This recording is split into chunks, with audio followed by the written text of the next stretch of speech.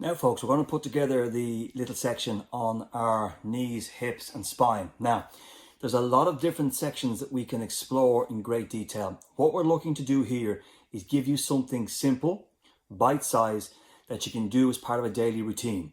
That you will take little bits from each video or all of each video and put it together as something that you can actually achieve on the day-to-day basis.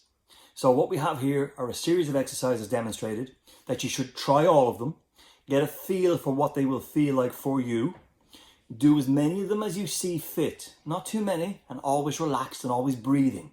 Being very careful and very gentle getting into each position, and just get a sense of how it feels to walk around the room after you've done the exercises compared to how you had felt before you did them. And take what you want from this and make it part of your personal workout. Real easy, real simple, designed for everybody. And as a consequence, everybody gets to feel well. Good afternoon.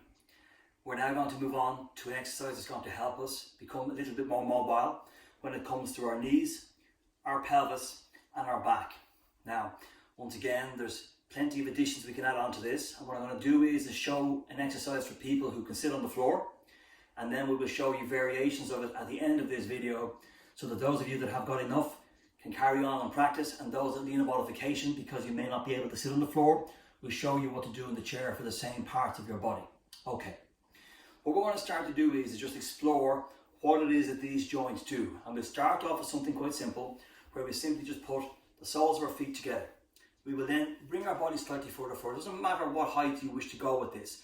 We keep this relatively medial so you can see what's going on. Bring your heels in as close as they will go. What I want you to do is put your hands onto your feet gently and relax and rest. Put your elbows inside your thighs gently and relax and rest. And then just gently start to push down. While you're doing that, gently push up with your legs. Very gently and very slowly, pushing down and pushing up. Now, you would hold this gentle tension for around 20 seconds. And when you've finished doing that, we're going to simply relax the legs and bring our hands around to the outsides, and we're going to apply pressure with our palms inwards as we push our legs down. So this type of action, where you're essentially pushing down and pushing up, all very relaxed, the body is relaxed, there's not a huge amount of pressure, it's just enough so that the body is aware of the direction in which the forces are coming from. You would do that for 20 seconds again.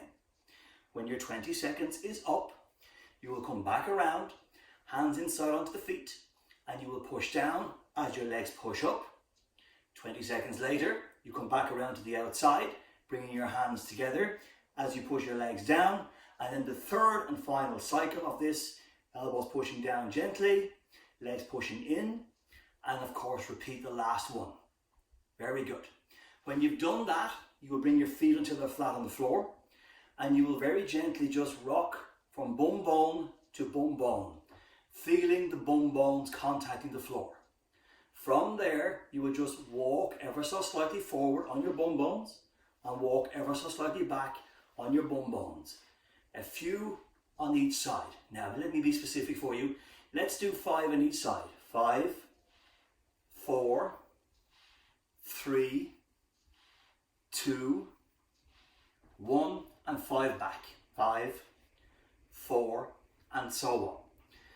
When you do that, what you're starting to do is to waken up a network inside all of the ligaments inside your pelvis that will help to communicate not only the position that your pelvis is in, but some of the things that you would want for your pelvis to actually be able to achieve. Our next exercise in this sequence is a little simpler. We put our feet together, our knees together. You can put your hands around here like so, or you can put them in underneath your legs. Now what's important with this is that we're going to roll a little bit. We need you to keep your chin roughly around an orange ball or a tennis ball distance apart. We don't want to tuck your chin in here too much, and we don't want to stiffen our neck up. That will not be good for you. So what you'll be doing is while holding a relaxed body, simply checking your space behind you to make sure there's nothing there, gently rolling back onto your spine and back up into the sit. So gently down and back up again. It doesn't have to be a huge roll for now. Back down and back up again. Now you would repeat that a few times, and when you get used to doing that, a little change in that activity. Gently rolling onto the side slightly, onto the left shoulder, good, onto the right shoulder, good, and back onto the center again, and you repeat that process. Now, for a more dynamic approach to the pelvis, we want you to come up onto your toes like this, and very gently just start to draw a figure of 8 around with your pelvis and your feet. Now, if you're incapable of sitting on the floor, we're going to offer you options for the exercise that we just showed you. With your feet flat on the floor, what we want you to do is put your hands inside your knees. And as you gently push your knees together, now your feet are shoulder width apart or in line with your hips, and your shoulders are there or thereabouts. As you push your knees together, your hands are down here, and with just enough pressure so that you wouldn't crush an egg in between your palms and your knees, you push gently out as you push your knees gently in. And you would hold and sustain that for 20 seconds. When you've done that, you will move your hands around to the outside, and your hands will push in as your legs will push out, and you will hold that for 20 seconds. And you will repeat that for the second time on both sides, and you will repeat that for the third time on both sides. When you've done that exercise, we want you to move back into the chair, but not all the way in, and just very simply rock from bum bone to bum bone. Just rocking gently back and forward, feeling the loops of your bum bone rocking on the chair. Walk slightly forward on your bum bones, walk slightly back on your bum bones in that chair. And that's a nice thing to do for your pelvis. Gently back and forward, gently back and forward. This doesn't take very long, but has a very nice benefit to how your pelvis feels.